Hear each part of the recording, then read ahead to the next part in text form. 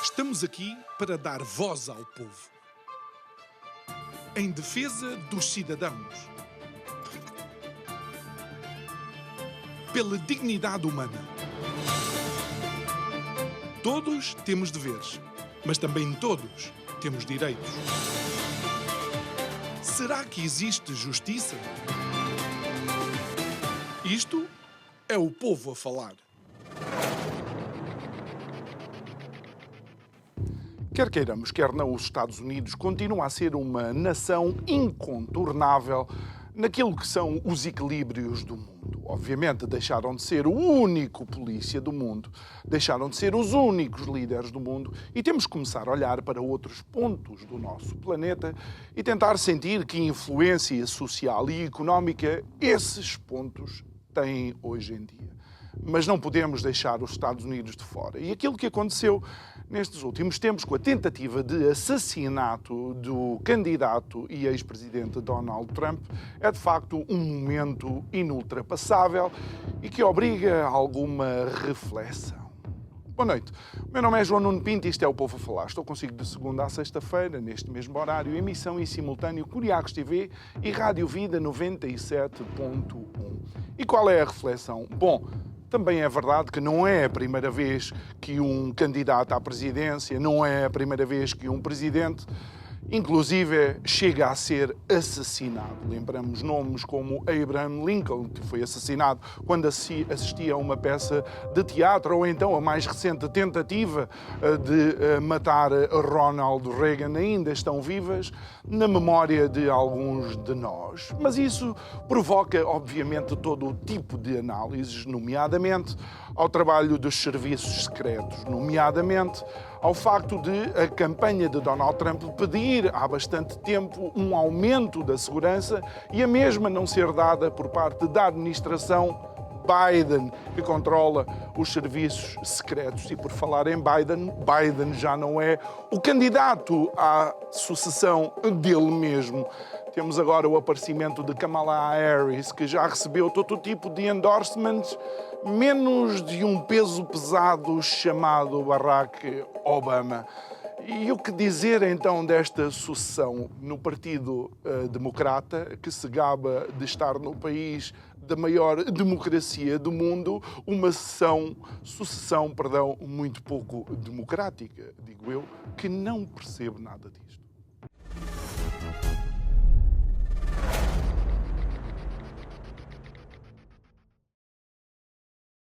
De volta ao nosso estúdio, a nossa convidada de hoje, Teresa Nogueira Pinto. Olá, boa noite, Teresa. Olá, João. Obrigado por estares aqui connosco.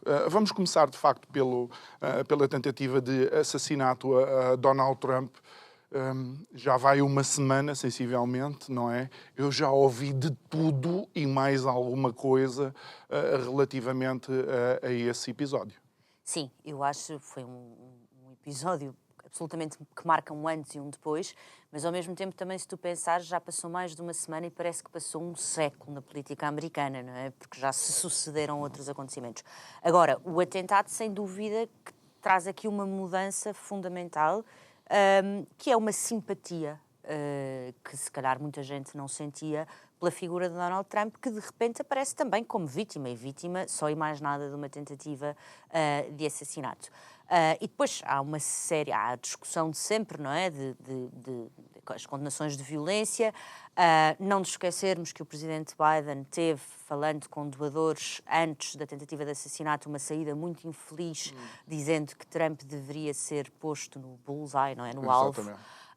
Eu acho que é importante nós refletirmos se tivesse sido ao contrário, não é? O que isso teria gerado em termos de indignação. Agora, houve uma falha de segurança, acho que também daqui deveria sair um debate sobre a competência ou incompetência dos serviços secretos, não é? E viu-se nas filmagens, quer dizer, aquilo é o Para já rolou uma cabeça, desculpa. Já rolou uma cabeça, exatamente, e era muito difícil que não rolasse. Depois, claro que temos os ataques mais políticos, não é? Do lado, algumas alas do Partido Republicano a dizer que isto é o fruto das contratações DEI, Diversity, Equity e Inclusion. Mas o que é facto é que houve uma falha de segurança e acho que Donald Trump conseguiu capitalizar, e qualquer político capitalizaria se isso lhe acontecesse, não é? Isto parece uma coisa um bocadinho crua de se dizer, mas é verdade. Acho que ele conseguiu capitalizar depois na convenção, o quase ter morrido. Uhum. Olha, e o que dizer também por exemplo, e ainda bem que me lembraste esta expressão, há alguém em Portugal, eu não vou mencionar, mas há alguém que eu costumo ouvir todos os dias de manhã, tem uma intervenção nas redes sociais que eu considero legítima, não é? E umas vezes concordo, outras não. Na maioria das vezes concordo com algumas análises, que está num determinado momento a dizer que a utilização da palavra bullseye é exagerado querer ligar a ligação da palavra bullseye à tentativa de assassinato a Donald Trump, mas que agora diz qualquer coisa do estilo Donald Trump ganhou o Elan agora com um tirinho na orelha. Pois, eu acho que uma análise que não há tempo para fazer, porque ninguém tem tempo para nada e toda a gente quer comentar tudo o que se passa, mas acho que daqui deveria sair uma análise, aquilo que se passou e a forma como foi comentado este atentado, também sobre alguma irracionalidade, não estou a dizer que é o caso dessa pessoa, mas alguma irracionalidade do antitrampismo primário, não é? Porque é óbvio que o presidente Biden ter feito esse comentário, nós não podemos dizer que ele é um agente moral ou que é moralmente culpado por esse atentado, ele de maneira nenhuma. O momento zero daquilo. Exatamente, mas também parece-me que, se usarmos de alguma honestidade intelectual, se fosse ao contrário, isto causaria uma enorme consternação, que neste caso, ou seja, nós habituámos-nos a uma narrativa em que, independentemente do que acontecer, Donald Trump será o vilão. E, por definição, quem está do outro lado é o herói. E este atentado, de certa forma, vem contrariar um bocadinho essa narrativa. Mas porquê é que estamos num momento em que aquilo não pode ser aquilo que foi uma tentativa de assassinato? Porque dizê-lo será dizer, bom, o ódio, a violência, também pode existir por parte dos inimigos de Donald Trump. Nós ainda não sabemos, e provavelmente, quer dizer, podemos demorar anos até saber, ou nunca saber, como de resto com outras tentativas de assassinato ou assassinatos na história, de políticos, quais é que são as motivações. Mas o que é facto é que é alguém, é que a intenção era matar Trump, e não mata por uma unha negra. Isso é bastante impressionante. E eu acho que nós deveríamos refletir um bocadinho sobre aquilo que foram as reações, não é? Houve quem dissesse que era uma simulação, houve quase quem usasse o velho argumento da minissaia, estava a pedi-las, não é? Como quem diz. E acho que isso nos deve pensar também um bocadinho como nós olhamos para a política através de narrativas pré-fabricadas. Pois é difícil ajustar à realidade. Muito bem. Entretanto, dá-se o início da convenção em Milwaukee, se não é no dia a seguir, eu creio que é 2 ou 3 dias depois, e há um momento que é a escolha do vice-presidente que vai acompanhar Donald Trump nesta corrida, nesta segunda corrida, não, nesta terceira corrida, neste caso à Casa Branca. A escolha recai sobre J.D. Vance e, mais uma vez, polarizaram-se, obviamente, as opiniões. A tua é? A minha opinião pessoal, que interessa pouco ao mundo e aos Estados Unidos, mas é que é uma excelente... A minha opinião pessoal é de que é uma excelente escolha. A minha opinião, e aqui creio que imparcialmente, do ponto de vista da análise, eu acho que esta escolha de J.D. Vance, para vice para o ticket, é, de toda esta loucura que nós temos visto nos últimos dias, talvez a decisão que terá mais consequências a médio e longo prazo na política norte-americana. Isto representa, confirma, mudanças profundas, estruturais, que estão a acontecer na direita americana, no Partido Republicano, e que nós vemos acontecerem também na Europa. Portanto, se nós quisermos pensar o que vai ser o debate político, o que vai ser a direita e talvez, como consequência disso, o que vai ser a esquerda daqui a 10, 15 anos, nós temos que perceber esta escolha de J.D. Vance, que é uma síntese. Sim, J.D. Vance que não vem do establishment sequer do Partido Republicano. Isso é a primeira coisa muito interessante, é que Trump... e o mérito da escolha recai sobre Trump, porque eu não creio que essa escolha tenha sido feita por outra pessoa que não Trump. Ele vai fazer uma coisa diferente da que Reagan fez, também num momento que poderia ser de reconfiguração do Partido Republicano. Ele vai romper. J.D. Vance não é um country club Republican, Em muitas posições, rompe completamente com o establishment e aquilo que ele diz que é um consenso falido do Partido Republicano e do Partido Democrata, mas que ele diz do seu próprio partido, e falo em 2 temas também importantes. A questão económica, ele não é um neoliberal. Portanto, o reaganismo e o thatcherismo morrem com J.D. Vance. Tem a questão proteccionista, etc. Do ponto de vista da política externa, ele é um acérrimo crítico do neoconservadorismo e das ilusões de que se iria exportar a democracia para o Afeganistão, para a Líbia, para o Iraque, etc.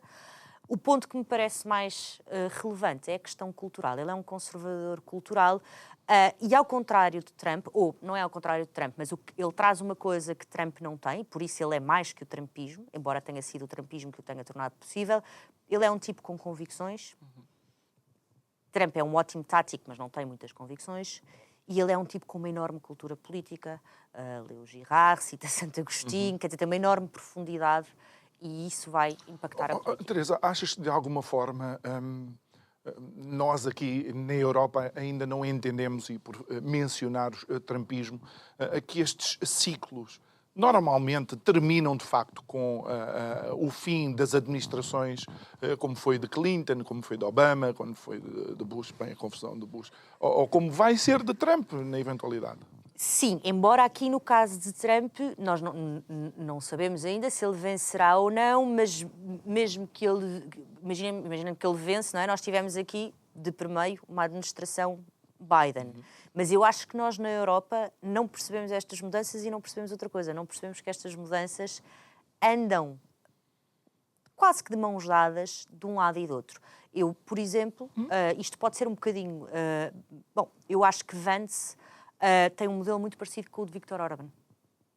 É um conservador cultural, não é um liberal,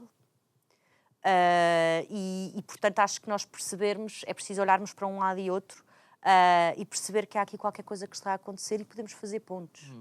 Olha, por outro lado, também temos, e se for verdade que há uma reconfiguração do Partido Republicano, os críticos imediatamente dizem que Trump quer o partido para ele. Bom, nesse aspecto, isso também é outra coisa muito, muito interessante, que eu acho que da qual não se falará muito, mas para mim parece-me ser o dado mais interessante, é que neste momento Trump foi eleito o candidato nas primárias sem qualquer... que tem essa legitimidade democrática. Claro. E, na verdade, vai ser ele o candidato. Portanto, não é que Trump queira o partido. O partido houve alas do partido que estiveram veementemente contra Trump. Houve uma guerra fratricida dentro do Partido Republicano e neste momento... Já na primeira e os chamados Republicans in name only, que Trump fazia muita troça com o seu escárnio habitual. E aquilo que Trump conseguiu e que mostrou na convenção é um partido que está de facto unido. Nikki Haley, por exemplo, que era a grande sobrevivente desse establishment e dessa ala crítica, ela teve na administração Trump anterior, mas que no fundo era esse espírito, a esperança desses residia Nikki Haley. Ela faz um discurso em que diz: eu estou inequivocamente ao lado de Donald Trump. Portanto, o que ele mostra é um partido unido, e não foi à pancada, ele não dá pancada a ninguém, nem que eu saiba ameaçar de morte. E um partido com futuro, tu consegues pensar em 3 ou 4 nomes que têm ideias, que têm futuro, lideranças com carisma, etc., que apareceram ali, que discursaram na convenção. Pensaram o Vivek Ramaswamy, por exemplo, o Ron DeSantis e o próprio J.D. Vance. Portanto, eu acho que ninguém pode exigir lições de democracia neste momento ao Partido Republicano, não sem antes olhar para a balbúrdia que se passa no Partido Democrata. Pois, e essa é outra nota, com a desistência de Biden. Parece que Kamala Harris é nomeada, e é aqui onde depois a nossa conversa vai se focar também. A desistência de Biden surpreendeu-te, não te surpreendeu? Achas que é ele próprio ou há uma pressão externa? Crês que o momento é o debate ou é aquela semana em que Trump, depois de sobreviver à tentativa de assassinato, discursa e Biden está com Covid, não vai a lado nenhum? Primeiro ponto que tu tocaste e que me parece fundamental. E eu tenho pensado nisto várias vezes. Nós pensamos no, deep state, se quiseres, mas pronto, pensar no Partido Democrata, em quem está com as rédeas, com o poder de decisão no Partido Democrata, que é só e mais nada. Eu não sei se não são os doadores. Então, isso absolutamente. Mas quem quer que seja que está encarregue de tomar decisões, tu pensas, estas pessoas estão numa, porque mal ou bem, grande potência, etc. Portanto, saberão o que estão a fazer. Parece-me que era evidente, desde há mais de 6 meses, à vista desarmada, que Biden estava num processo de deterioração do ponto de vista cognitivo, etc. Isso era considerado uma teoria da conspiração há 6 meses. Se nós disséssemos, Biden pode estar a entrar num período de demência, não é certo que consiga ser candidato e eventualmente cumprir um segundo mandato, tínhamos logo a etiqueta de teóricos da conspiração. Isso tornou-se evidente com o debate com Trump, mas eu acho que nós devemos pensar, quem é que sequer permitiu que houvesse um debate tão cedo? Porque este debate aconteceu mais cedo do que normalmente acontecem os debates entre os dois candidatos presidenciais. Normalmente são mais tarde. E a partir daí gera-se um consenso, que é o tiro de partida é o George Clooney. Hollywood também sempre aqui com uma grande influência. E depois há uma pressão muito clara, é muito interessante se nós revisitarmos, o Biden diz que desiste no domingo, o cerco começa a apertar na quinta-feira, talvez, começas a ter cada vez mais figuras de topo, inclusive Nancy Pelosi, não é? Que vêm sugerir que talvez fosse melhor ele desistir. A Kamala Harris tem uma chamada na sexta-feira, uma reunião com doadores, mas o que é curioso é que o diretor da campanha de Biden, 24 horas antes de Biden desistir, diz o presidente está firme e não vai desistir. Portanto, aquilo não foi uma decisão, não me parece que Biden, também não sei se Biden estará com capacidade para tomar uma decisão desta magnitude, mas foi uma decisão imposta e forçada. E forçada por quem? Forçada pelos doadores. E Kamala Harris era a única alternativa porque os fundos não podem ser transferidos para fora do ticket. Tanto que assim que é assumido o ticket, ela bate o recorde de doações com 89 milhões num só dia. Em termos de doações, mas tu levantas aqui algumas questões que acabam por ser também interessantes. Se por um lado os partidos representam a democracia americana, por outro lado há coisas que me parece... Isto não é Alice no País das Maravilhas do Lewis Carroll. Se nós vimos o Biden, o estado em que ele estava no dia do debate, temos que acreditar, ou vamos acreditar at face value, que foi ele que escreveu aquela carta de abdicação, por assim dizer? Acho que é perfeitamente legítimo colocar-se essa questão, como colocar-se outra questão. O presidente dos Estados Unidos está todos os dias com muitas pessoas do seu staff, colaboradores políticos próximos, etc. Que ninguém tenha levantado essa questão, até de repente haver quase que uma coisa que parece orquestrada de pessoas que se vão levantando a colocar essa questão, isso mostra-te que, na verdade, há quem tenha poder de decisão e de coordenação no Partido Democrata. Tanto porque isso também se reflete na comunicação social e nos grandes canais que dão um endorsement ao Partido Republicano e que apoiam o Partido Republicano. Ou seja, começa a haver uma série de notícias a questionar a capacidade de Biden para um segundo mandato. Sim, mas isto coloca aqui um problema que não é de menos, e alguns republicanos estão muito entusiasmados a falar sobre isso. Eu acho que do ponto de vista constitucional, não sei se, eu não sou especialista na matéria, mas poderá não ter pernas para andar, mas levanta uma questão política fundamental, que é se de facto havia consciência de que Biden não estaria capaz, então também se tem que colocar a questão se ele está capaz para ser Commander-in-Chief e Presidente dos Estados Unidos até janeiro. E quem é que, isto, Constituição, acho que é artigo 25, quem é que pode e deve, não é? Tem essa prerrogativa e essa responsabilidade, caso o Presidente não esteja morra ou não esteja capaz, é a Vice-Presidente. A Vice-Presidente de dizer, Exatamente. O Presidente não está capaz. Portanto, nós temos aqui um dilema político. É muito complicado para os democratas, embora eu acho que se vão safar com isso, também muito levados ao colo por uma boa máquina de comunicação social. É muito complicado dizer, este senhor não pode ser candidato, e depois desaparece. Quer dizer, nós não vemos Biden há 3 dias. Mas pode continuar à frente dos destinos Mas pode dos continuar à Estados Unidos. frente dos destinos dos Estados Unidos até janeiro. E como é que, quer dizer, Biden não... Aparece um comunicado, isso é absolutamente... Também nos deve fazer refletir. Não há um vídeo, não há um discurso à nação. Será hoje? Vamos ver o que é que nos reserva. Olha, talvez à hora que vamos para o ar, não sei se já sabemos alguma coisa, mas não era a primeira vez na história da humanidade, e porque também a história faz parte um bocado do teu ADN e do teu crescimento, que a data da morte de um rei não é anunciada no próprio dia, ou que o estado de saúde de um presidente da República também não é propriamente. Portanto, teorias da conspiração não são questões legítimas. Não, e a saúde dos grandes ou dos pequenos, dos chefes de Estado, é uma matéria interessantíssima. Há uma história engraçada que o Stalin, creio que foi o Stalin, nenhum médico queria declará-lo morto, porque tinham medo. E aqui não estou, obviamente, a comparar com o Stalin, mas às vezes vejo tudo isto, não é? A fragilidade, o não aparecer, e parece que estou naquele filme, o Bye Bye Lenin, em que a mãe... o filho não quer que a mãe perceba que acabou, que implodiu a União Soviética, então finge que ainda dura, para ela não ter um grande desgosto, ela acorda de um coma. E nós parece que estamos a viver num simulacro, quer dizer, não sabemos como é que o senhor está, se está bem, não fala, e isso alimenta teorias da conspiração, pois com certeza que alimenta, não é? Mas não achas que isto demonstra também aqui um déficit democrático muito grande? Não crees que os Estados Unidos, e por reboque, o mundo... deve saber o estado de saúde do presidente americano?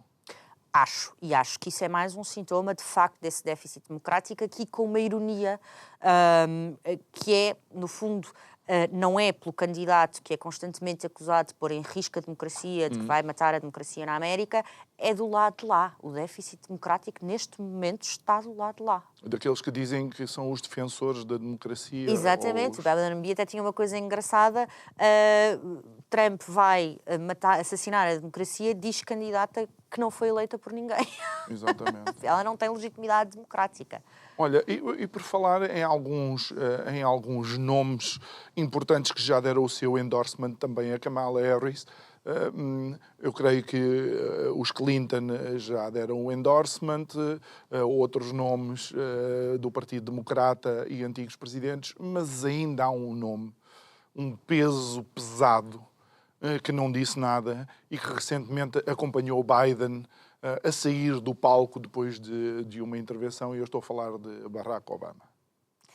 A leitura que faço disso, parece-me, se nós pensarmos, o Partido Democrata também tem as suas divisões, e divisões profundas, foi durante muito tempo mais disciplinados e a não mostrá-las para fora.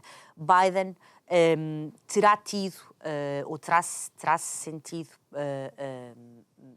posto de parte, de certa forma, com a decisão, que é uma decisão que parte de Obama, de que seja Clinton a avançar contra Trump, não é? Biden tinha a expectativa de que fosse ele. E a relação entre Obama e Biden talvez não seja a relação de maior sintonia política. Estás a falar do primeiro... Do primeiro, okay. Exatamente. Das eleições de 2016. Exatamente. Okay. E há analistas, eu li um artigo que tinha esse título, exatamente, Biden foi presidente tarde demais. E o que o faz com que ele seja tarde demais é essa opção por Hillary. E depois, Kamala Harris é a candidata natural de Obama, muito mais do que Biden. Portanto, o facto de Obama ainda não ter, isto é a minha leitura, mas parece-me que o facto de ele ainda não ter feito o endorsement é porque está a guardá-lo para um momento, seja para distrair de alguma coisa que esteja a correr menos bem, seja para fazer uma espécie de entronização mais espetacular de Kamala Harris como alternativa a Biden. Portanto, parece-me que esse endorsement vai aparecer, mas estão a guardá-lo. Eu acho extraordinário. Fica difícil, estas questões realmente são polarizadoras, porque tu vês as pessoas a saltar a cerca de um lado para o outro e a utilizar contra aqueles que eles não gostam argumentos que depois não é permitido utilizar contra os que eles gostam, ou nem sequer utilizam, nem sequer fazem essa análise. Recentemente assistimos a toda uma verborreia relativamente à incapacidade de comunicação da Procuradora-Geral da República Portuguesa, não é? Depois assistimos também a ataques a Donald Trump pelo facto de Donald Trump não medir as palavras, e de facto não mede, não é? Mas todas as pessoas colocam as fichas em Kamala Harris, que tem de facto um percurso e um currículo de dizer coisas de difícil entendimento, ou seja, enquanto pessoa ia comunicar de facto as ideias, que me leva a pensar que não sei se será de facto a melhor candidata e a melhor preparada para ser a representante do Partido Democrata. Sim, ela agora está a recuperar um bocadinho nas sondagens, mas eu acho que há 3 notas que nós devemos ter em conta até novembro e que jogam contra ela. Primeiro, ela tem taxas de rejeição superiores às de Trump. E Trump tem taxas de rejeição grandes. Mas depois o que é que Trump tem? Tem taxas de aceitação também muito. Quem muito gosta, gosta muito, não é? Eu acho que Kamala não tem isso, não é? Não tem ali uma base que goste muito dela. É vista como um mal menor, quanto muito. E depois tem taxas de rejeição grandes. Depois, naquilo que são matérias essenciais, as 2 questões principais para os eleitores americanos, eu acho que nós também nos esquecemos muito disso, porque vemos este espetáculo todo e esquecemos, bom, e o que é que quem é soberano, não é? Quem vota, vota preocupado com o quê? Com as macriações do Trump, ou com inflação, imigração. Isto são as grandes questões neste momento para os eleitores americanos.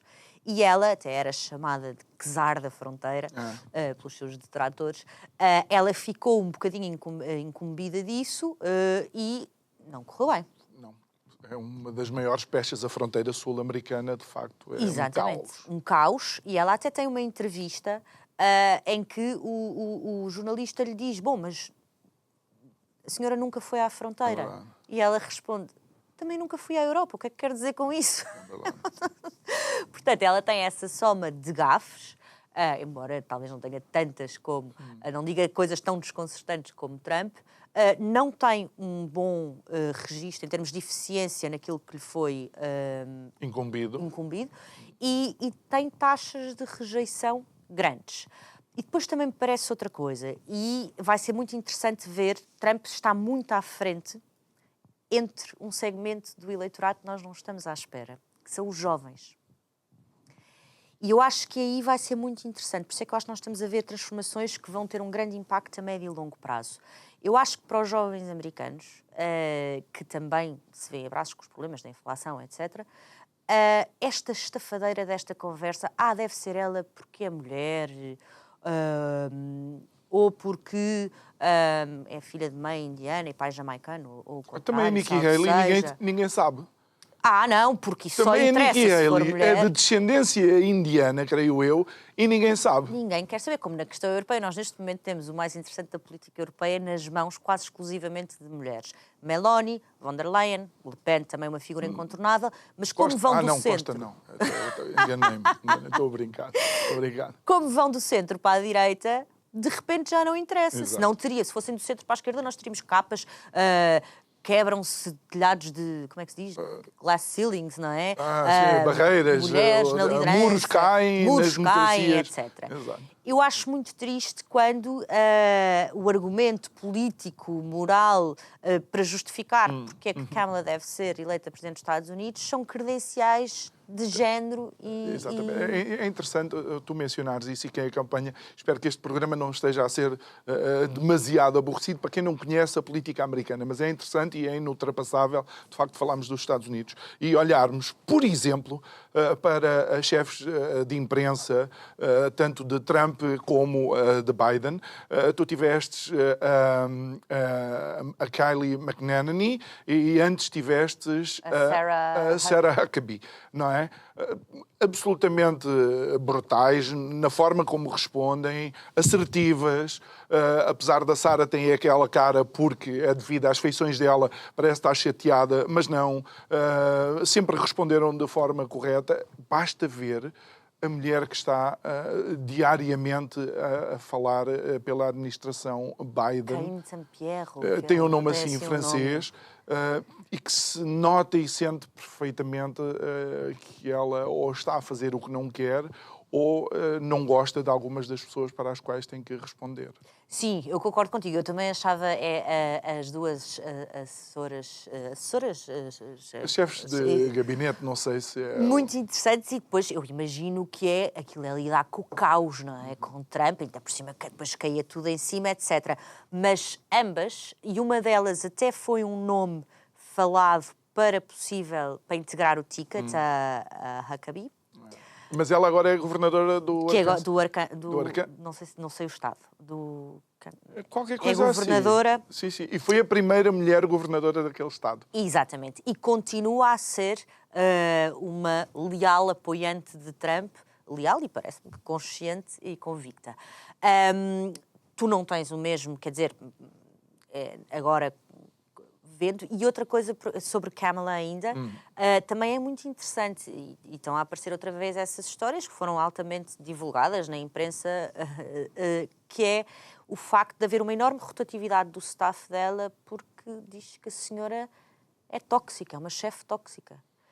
Portanto, imaginar uma chefe tóxica, de repente, Presidente dos Estados Unidos, também não acontece muito, não é? O staff dela roda muito porque ela é agressiva e é... Mas olha, por exemplo, imagina que a colocaríamos em pé de igualdade, em termos de análise, com Hillary Clinton. Hillary Clinton, para além de ser a mulher de Bill Clinton, não é? De alguma forma, em termos de currículo, podendo não concordar com as políticas e com as decisões dela, foi secretária de Estado norte-americana e tem um percurso ao lado de Barack Obama, que tiveram umas primárias feias, onde foram ditas coisas feias um contra o outro, mas que depois acabaram por ter uma simbiose em funcionamento que... alguns dizem que funcionou como deve ser, mas Kamala Harris não tem, digamos, este currículo internacional. Não, e tu se vires aquilo que é o percurso dela, ela como procuradora na Califórnia, é engraçado porque ela é atacada à esquerda e à direita, não é? Ou melhor, e atacada à direita pela via esquerda, porque era especialmente dura nas penas e nas suas políticas com jovens e muitos jovens afro-americanos. Depois, ela candidata-se à nomeação contra Biden e desiste ainda antes de se bater verdadeiramente, porque a campanha é um desastre absoluto. E depois é chamada para vice-presidente. Parece-me que é para cobrir ali um flanco, que é o flanco de que Biden, um homem mais velho, mais ligado ao establishment democrata, branco, etc., precisaria de uma candidata mulher, mas não sei se será mérito. Mérito, pelo menos vem de um Estado, que é um Estado que também foi colocado o governador desse Estado numa eventual nomeação. Gavin Newsom. Foi falar. Mas as pessoas têm noção de como é que está a Califórnia atualmente? Isso é um ponto excelente. Nós pensamos, não sei se lembras quando Trump foi eleito, houve uma transe entre celebridades que diziam que iam emigrar para o Canadá e nós pensamos deve ter havido um grande êxito para o Canadá, mas não houve um grande êxito para o Canadá. Alguns ameaçaram, mas não foram. Ameaçaram, mas eu acho que ninguém, não sei se houve um ou dois que foram. O que nós temos tido é muita gente e muitas empresas a votar com os pés e a sair de São Francisco, da Califórnia, sair de Nova Iorque, para irem para onde? Para estados republicanos. Texas e Flórida. E que não tem nada a ver com a parte fiscal. Não sei, achas que não? Eu acho que não. Há diferenças fiscais, mas estamos a falar de empresas que estão há décadas nestes estados e que, de alguma forma, e menciono, por exemplo, o Elon Musk com a Tesla, é que há uma gota d'água que os faz, de alguma forma, tomar uma decisão. Ou seja, são empresas, empresários, empreendedores que andam há anos a suportar determinado tipo de políticas e que dizem que já não aguentamos mais. Sim, a decisão de Musk é uma decisão e ele já há uns anos já tem gradualmente vindo a transferir algumas coisas, outras não. É uma decisão com um grande impacto e uma simbologia política também por causa daquilo que Musk representa. E eu não sei se Musk não terá ambições políticas mais concretas. Agora, tu vês São Francisco, por exemplo, e é uma cidade falhada. Sem abrigo, crise de droga, crise do mercado de habitação, estava a ver mais de 30%, quer dizer, os escritórios estão vazios. Completamente.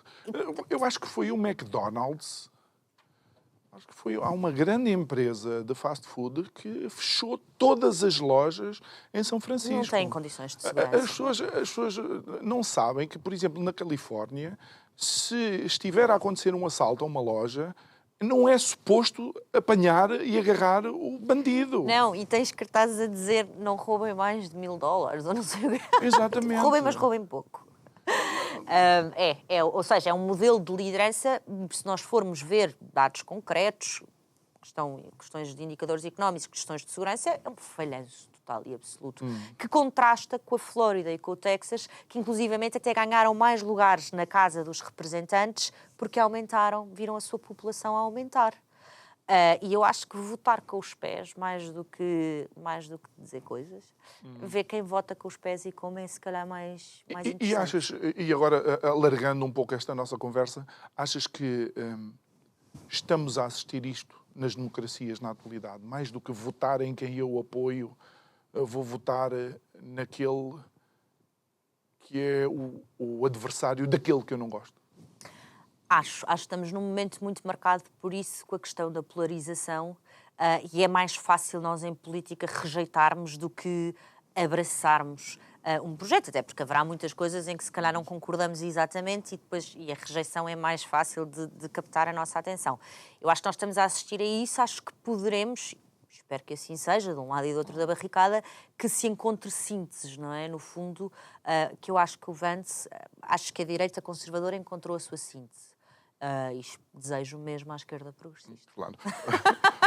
E para agradecer ali à nossa produção, de facto, o Estado é o Arkansas, onde Sarah Huckabee foi a primeira governadora da história. Ainda relativamente à situação dos Estados Unidos, muitas pessoas utilizam a eventual guerra económica que vai ser feita à China e à Europa com o aumento das tarifas à importação de produtos. Consideras que num mundo global isto é uma ferramenta legítima de um país? Bom, considero que isso é uma prerrogativa da soberania, portanto, legítima, parece-me que sim. Se é eficiente ou não, é outro longo debate. A mim parece-me, e é preciso nós vermos, Trump introduz isso, não é? Marca uma ruptura, de certa forma, com a questão protecionista, mas Biden não muda nesse aspecto. Portanto, nós falamos como se de repente Biden fosse um grande defensor e implementador do livre comércio, isso é uma fantasia, quer dizer, houve uma continuidade nesse aspecto. E fizeram da Europa um discípulo, vê o que é que está a acontecer com os carros elétricos chineses. Exatamente. Eu acho que há um ponto, independentemente das nossas inclinações, pois também tem a ver ao limite, com matérias de convicção política, mas acho que há um ponto que tem sido levantado por alguns republicanos insuspeitos de instintos protecionistas, mas que dizem, bom, isto que a China nos quer impor e a forma como a China atua não é bem comércio livre, é outra coisa qualquer. E, portanto, não faz sentido nós estarmos, para a nossa desvantagem, a aplicar essas regras. Comércio livre em que sentido? Ou seja, no fundo que a China, tu tens a grande revolução quando a China entra na Organização Mundial do Comércio, mas a China nunca played by the rules, quer dizer, sempre subverteu um bocadinho as regras do livre comércio. A China não joga com as regras do livre comércio. Não, joga com as regras deles. Deles, pois com certeza, olha quem... E as tarifas, mas vamos lá ver, a Teresa, somos amigos.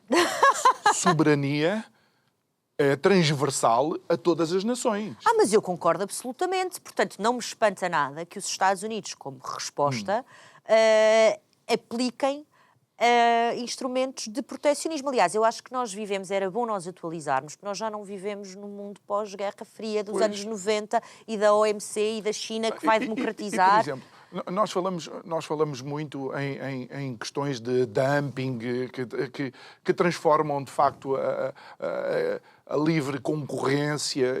Eu entendo tudo isso, mas eu, nos meus parcos 25 anos de vida, a primeira vez que eu assisti a um processo de dumping foi cá em Portugal, com uma empresa italiana do setor dos laticínios, que quando chegou liderou logo o mercado, e todos nós perguntamos, mas como?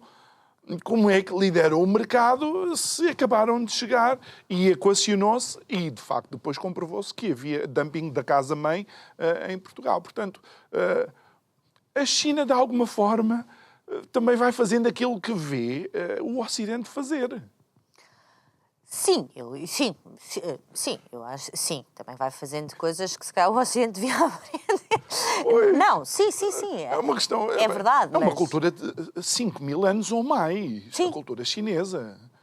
Não é? Os Estados Unidos acabaram de chegar aqui ao cenário da peça, não achas? Sim. Portanto, eu acho que há muito mais nuances à volta dessa discussão do protecionismo, embora seja...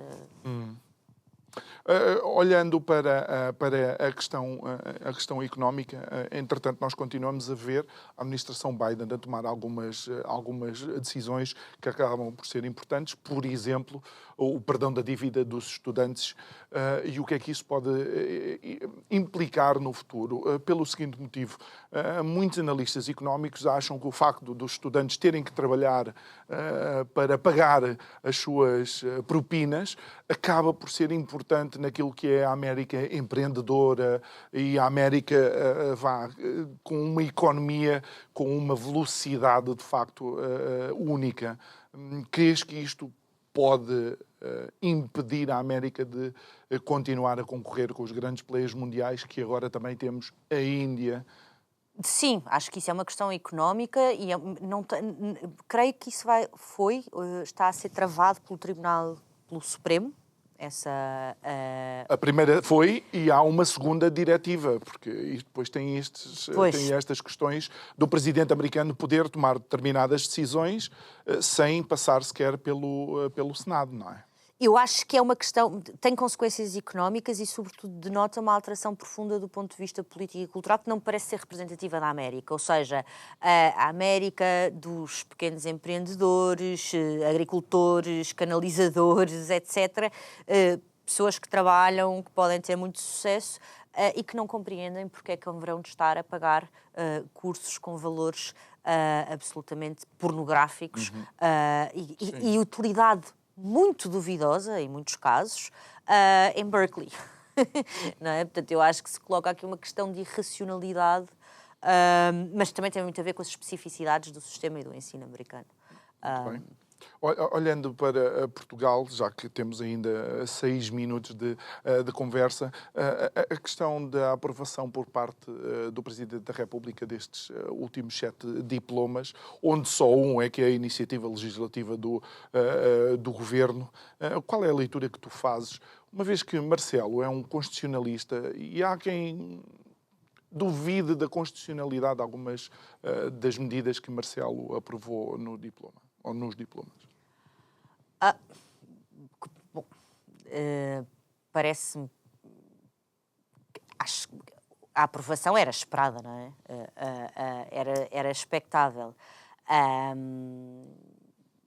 E, portanto, não me surpreende nesse aspecto.